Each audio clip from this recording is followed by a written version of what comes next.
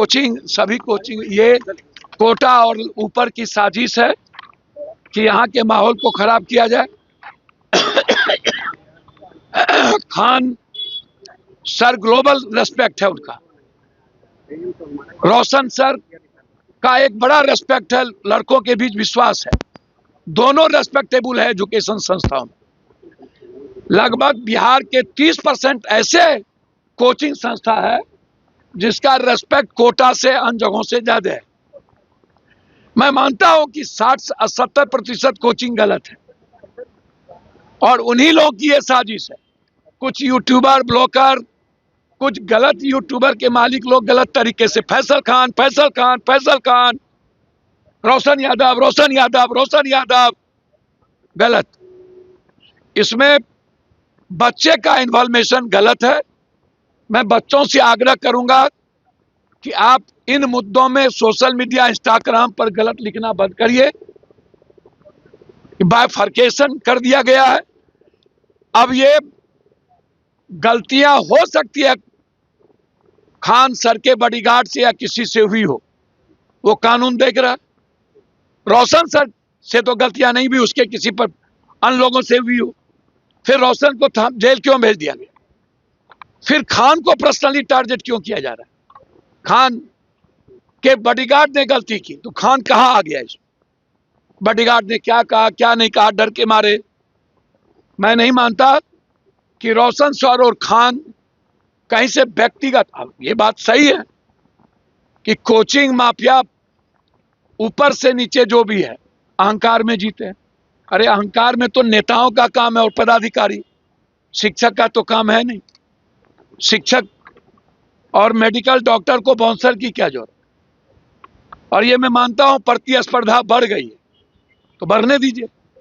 स्वच्छ सकारात्मक प्रतिस्पर्धा बढ़ने में क्या दिक्कत है? महत्वाकांक्षा होना चाहिए, अति महत्वाकांक्षा सही नहीं है। ये पैसे का खेल में संस्थाओं का और शिक्षक पर हमला हो और फिर पुलिस रोटी सेकने लगे। अरे रोशन सर और खान सर क्रिमिनल थे क्या? क्रिमिनल को तो आप ढूंढ नहीं पाते, बलात्कारी को तो ढूंढ नहीं पाते, माफिया को तो ढूंढ नहीं पाते, आप शिक्षक को टारगेट करने लगे। छी।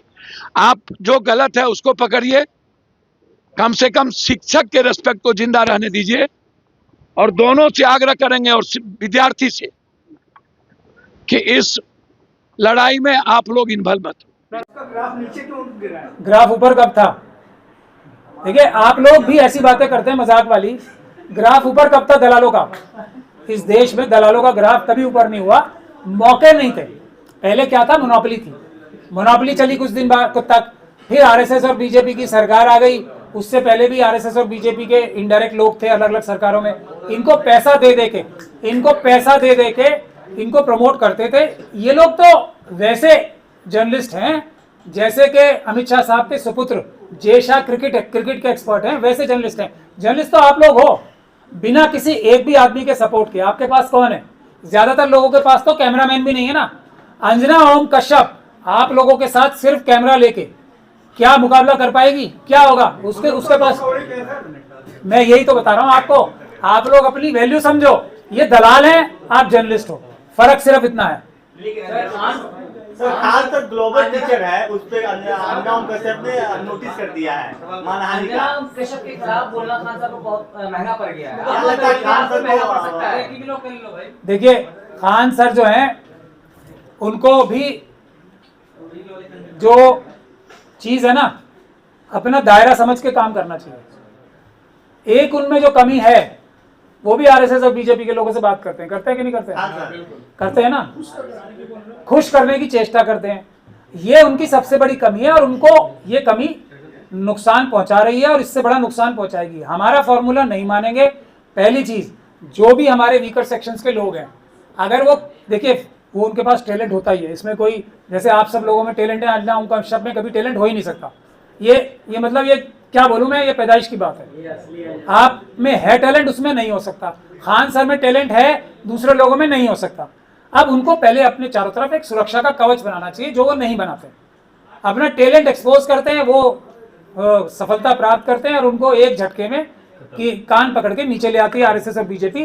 तो इनकी स्ट्रैटेजी में कमी है। दूसरी जो सबसे बड़ी स्ट्रैटेजी में कमी होती है हमारे लोगों में, वो आरएसएस और बीजेपी से ये करते हैं कि हम बात करके इनको बेवकूफ बना के रखें।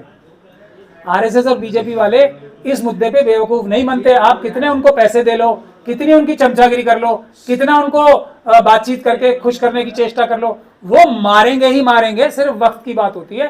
तो खान सर के पास अभी भी टाइम है, अपना जो पर्सपेक्टिव है वो ठीक करें, अपने चारों तरफ सुरक्षा कवच मजबूत बनाए, बंदूकों वाला नहीं, कानूनी और संवैधानिक, तभी वो बचेंगे, वरना उनका अंजाम आने वाला है। कल तक खान सर थे, अब फैजल खान हो गए, राष्ट्रवादी कल तक थे, आज आतंकवादी हो गए हैं। नहीं, ये तो सबके साथ होना है, लेकिन इसीलिए मैं कह रहा हूं पहले सुरक्षा कवच।